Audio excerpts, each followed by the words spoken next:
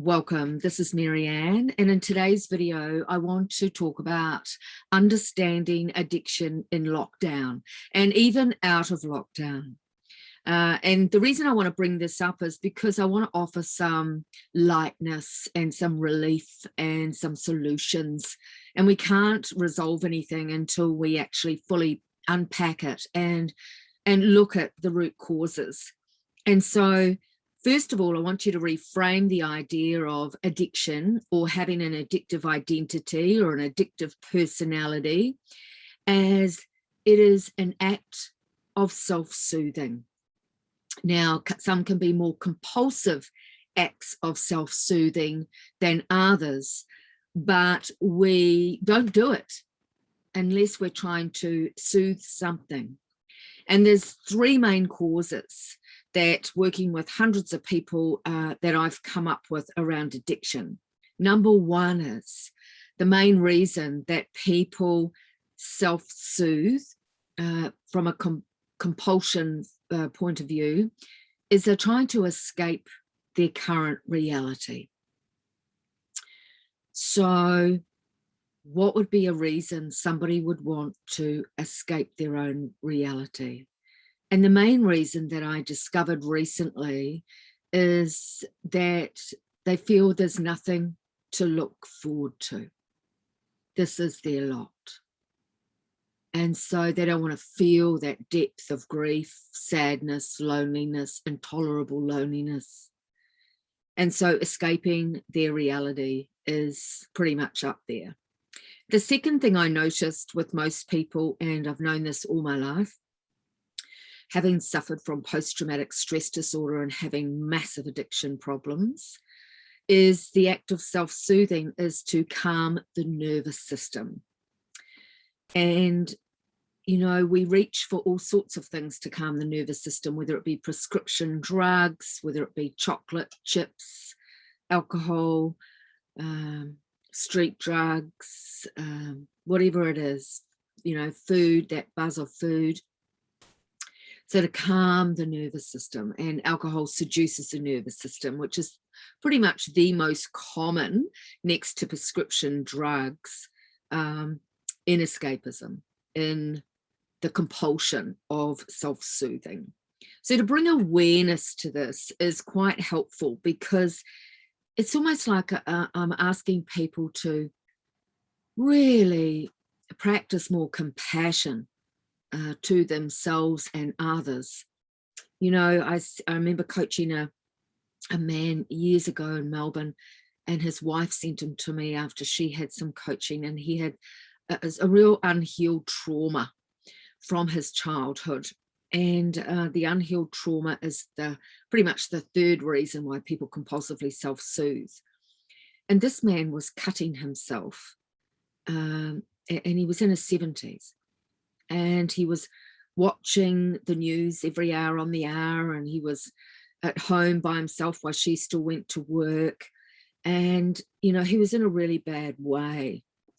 And so I suggested that he went down to the local hall and see if he could volunteer. You know, he had some good skills. Could he drive the van or volunteer for the Sallies or something like that? And he said, I can't work with drug addicts. And this man was on psychedelic drugs, antidepressants, anti-anxiety meds. I said, what do you mean you can't work with drug addicts? He said, those people on the street. So I said to him, there's no difference between the guy shooting up heroin on the street self-soothing than there is you taking 16 drugs by the doctor every day. You're both trying to, you know, get the same result, which is some sort of inner peace, calm, releasing the trauma. And it's quite interesting, our perception of this addictive self. So then I wanted to offer you, what do you do, you know, if you don't want it to get hold of you or take over your life? And that is looking at the number one trigger of self-soothing is control. So if you feel out of control, if you feel too controlled, limited, in some way restricted, which lockdown will generally trigger some people pretty badly. Having to be told to stand on a spot at a supermarket, that sort of thing. So if that triggers this anxiety and irritation and anger in you, then control is a part of you that needs to be addressed. So how do you change that from the wanting to reach for relief, which is escaping that reality, calming your nervous system, or maybe you have unhealed trauma? So you look at reframing it. Okay, I'm having these acts of self-soothing that are becoming a compulsion, and I don't want to feel that I need to be that unhealthy. So what can you do? So turn the control mechanism into what does control, what does it feel like when you're in control? And this is an unhealthy attachment versus a healthy attachment, which I'll do another video on. So you want to feel safe.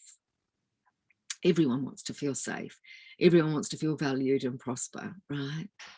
And so when we come into these situations where compulsive acts of self-soothing is just, going to the fridge every 10 minutes, what else can I nibble? What else can I nibble? Most people think it's because they're bored.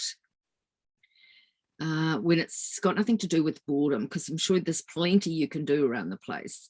It's got to do with this automatic pilot of psychological soothing. How can I soothe myself? Because I don't feel in control. I'm not going to work that I love. I'm not doing all of these things that I feel powerful in, empowered in. And so to sit at home and to be with yourself. So there's two things you can do. I'll put in the link below this video, an amazing 10-minute guided meditation. And secondly, ask yourself, what can I control? What can I control?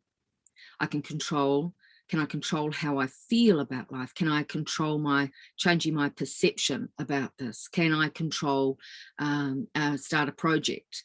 Can I control how I behave? Can I control this part of my life, And so what can you control? Where do you feel safe? So there's a couple of things you can do. And I just thought it was quite valuable to have this insight into addiction, because anybody that judges anybody who has compulsive self-soothing, in my viewpoint, is really ignorant, right? Because it's about compassion, understanding, healing the past trauma that's causing the self-soothing. And so I hope that's helpful, and much love to you.